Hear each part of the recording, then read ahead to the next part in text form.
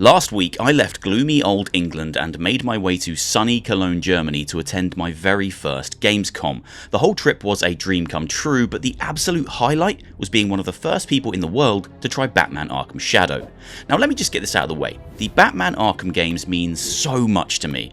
I remember reading every preview in every magazine I could get my hands on during the run up to Arkham Asylum's release.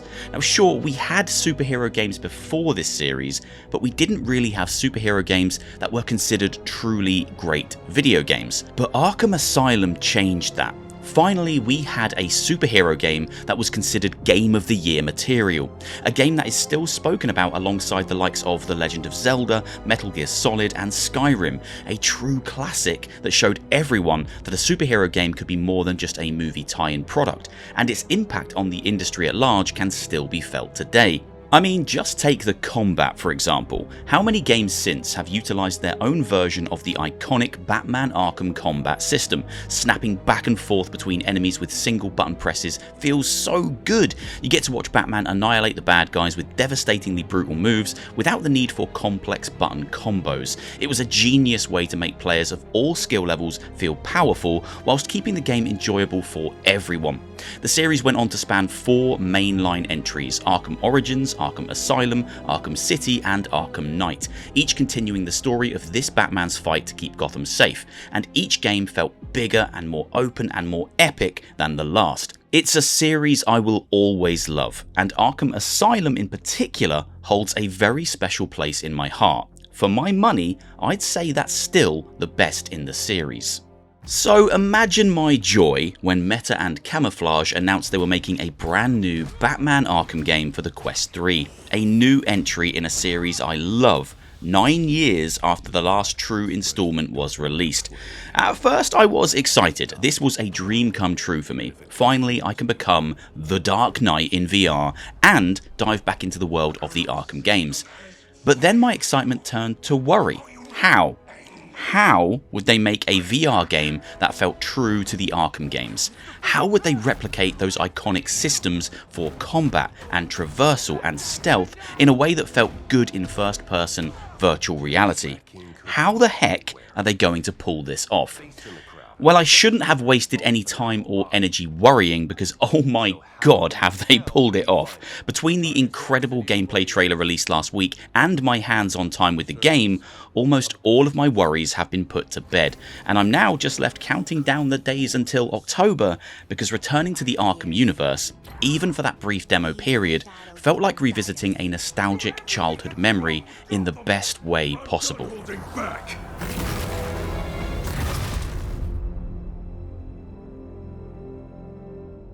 Now it's worth pointing out I wasn't able to capture my own gameplay in my Batman Arkham Shadow demo. I was however able to capture myself. Here I am beating up bad guys and looking fetching in my green shorts, and the gameplay you're about to see is the exact same section I played through. So what I'm talking about is still going to be exactly what you're seeing in this video. Okay, before we dive into the nitty gritty and the details, let's kick things off with a brief overview because I'm sure some of you are wondering how this new Arkham game fits into the existing timeline. Batman Arkham Shadow is set 6 months after the events of Batman Arkham Origins. It takes place around the 4th of July and drops players into Batman's 3rd year of crime fighting as the Caped Crusader.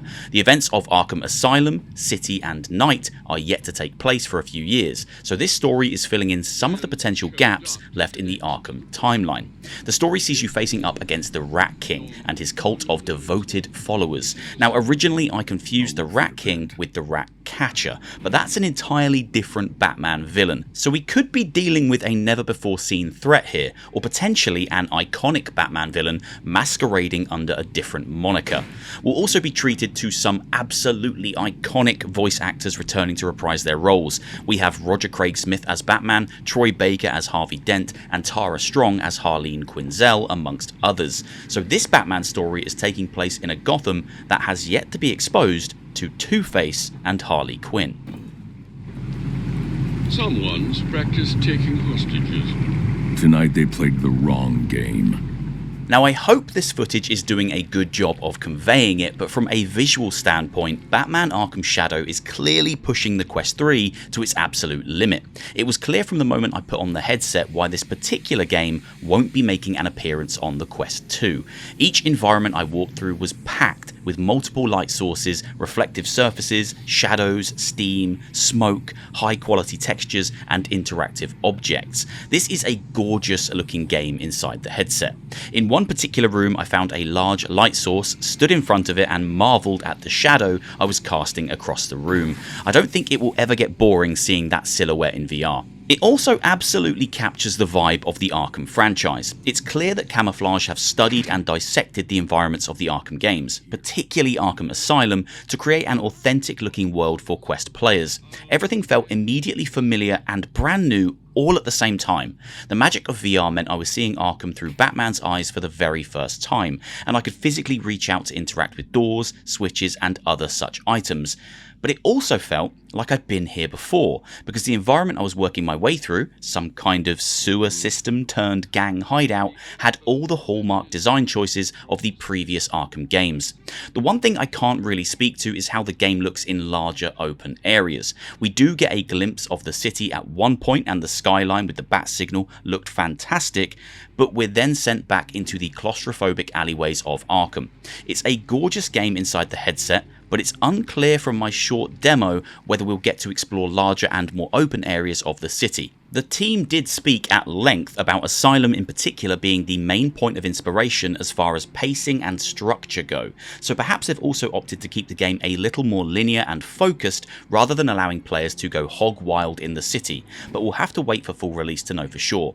I will say however that twice during my demo I was politely asked to check my map and head back towards the objective because I had wandered off on a side path in search of secrets. So it's not like the game doesn't have freedom to explore.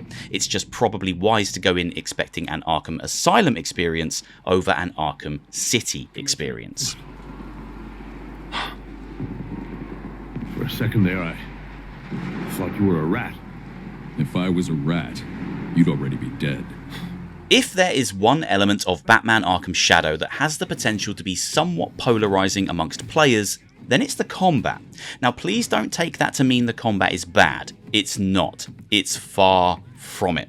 I had a huge grin on my face every single time I was able to punch enemies into a bloody pulp, but I do feel like some VR players who have perhaps never played the Arkham games, or those who have only played VR titles, might go into this expecting something a little more freeform or ripe for experimentation. Let me explain. In Batman Arkham Shadow, the team at Camouflaj have crafted a system that wonderfully replicates the combat from the flat screen Arkham series, except here you actually get to swing the punches, grab the goons and slam them over your knee. It's cinematic and it's awesome, but it is a somewhat guided experience, much like the combat in flat Arkham was. In Arkham Shadow, you look towards an enemy and punch. Doing this zips you towards them and starts your combat against that enemy. Now each enemy encounter is different. In some instances, a series of yellow hit markers will appear and you have to punch each one of them in quick succession. In others, arrows will show you which way to swing your fists. In others, you'll be told to grab an enemy and then slam him downwards to throw him to the floor, etc, etc. Then, whilst you're wailing on one enemy, you might see a blue punch indicator on the side of the screen. If you swing your arm outwards towards this indicator, you'll counter an enemy who was about to ambush you from the side. Then you start beating up that enemy. You can freely punch towards any enemy in any combat scenario and zip straight over to them. You can use your cape to stun enemies, you can use a smoke bomb to slink away from enemies, and you can throw batarangs to daze enemies. There is a lot of freedom in these combat scenarios and they feel incredibly close to the combat sections in the flat Arkham games. I was immediately trying to complete each encounter without taking a hit from any of the enemies. It quickly became a deadly ballet of dodging, punching, countering and zipping to different enemies at different times, and I felt extremely powerful thanks to the game's devastating moves and finishers. However, You can't just run up to any enemy and grab them any way you want to, or punch them any way you want to. You can't crouch and grab a leg, for example, pulling it from under them. Camouflaj have built a system here that so closely resembles the way combat works in the previous Arkham games, and I personally love it. It's quick, it's intense, it's a genuine workout, and it keeps the pace of every combat encounter snappy and exciting. But I do realise that some players may have been wanting something a little more freeform, especially those who have no connection to the Arkham games and who just want a VR Batman simulator.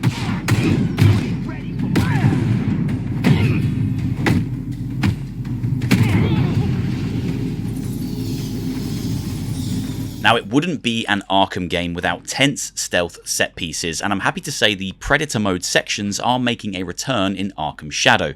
During my demo, I was shown a brief tutorial on how these sections will play out and what tools I have at my disposal to handle and overcome them.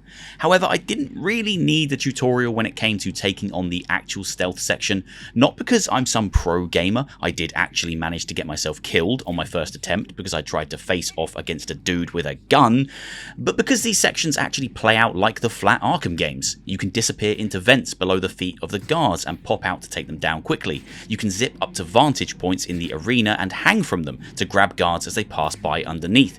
You can silently grab enemies from behind and put them down quietly, and you can even swing from perch to perch until the guards lose track of you if they do see you taking down one of their friends. The iconic detective vision also makes a return here. By raising a hand to your head and pressing trigger, you can enter into this X-ray style vision to locate enemies through walls or watch their pathing as you sneak around in vents underneath them.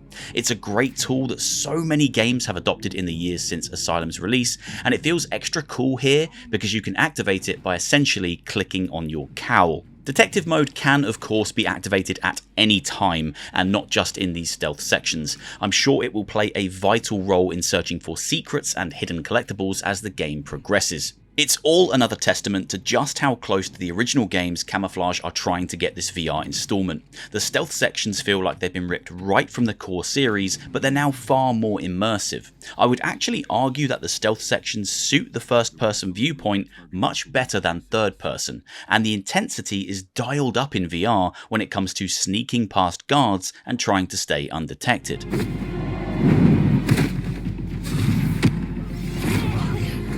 Sadly, the sound design is something I can't really touch on in great depth. During my demo, I was using the open ear audio of the Quest 3 in a very loud exhibition centre, so it wasn't the best way to experience the sounds of Arkham Shadow. Playing with a pair of decent over-ear headphones is always my preferred choice. There was actually one point during the demo where a loud crash noise jump scared me. I thought it was from the game, but it was actually something happening in the exhibition hall, so I was exposed to much more sound than just the game's audio.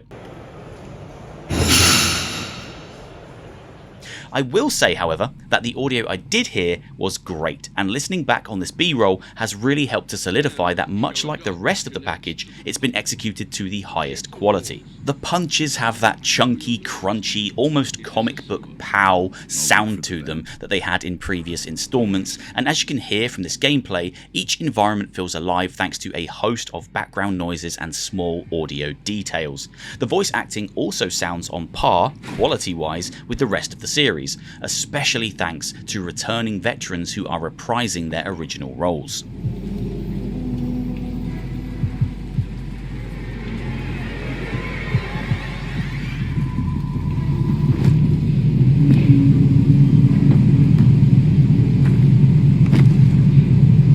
Plans show a duct connects to the pump room. Check the walls. Go on, follow your nose. It is a sewer. I'll look for the vent. Look, it's no secret that I'm a huge fan of the Arkham games and a huge fan of VR, so walking away from this demo experience at Gamescom left me truly excited and invigorated about what the team at Camouflaj are about to deliver. This could be the Arkham game I've been waiting for over 9 years now, a true installment in the series built from the ground up for virtual reality that stays true to the core feeling and mechanics of the previous games.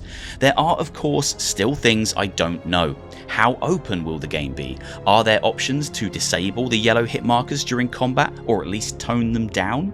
Will the Riddler trophies be making a return? Who is the big bad enemy at the end of this game? And how long will the campaign be? The team did say they're aiming for a similar runtime and pacing to Arkham Asylum, and 12 hours was thrown around a few times. But the things I do know have me very excited for this game. If you're a fan of the Arkham games, this is shaping up to be a love letter to and a true continuation of that series. An opportunity to wear the iconic suit and explore Gotham in a way we haven't been able to before, whilst still giving us all the tools and all the systems we know and love from the flat games. Batman Arkham Shadow feels like a proper AAA VR experience, and I hope it reignites the series and opens the door for more installments. Amazing. Workout. Proper workout. It is a So proper sweaty. workout. Oh my god.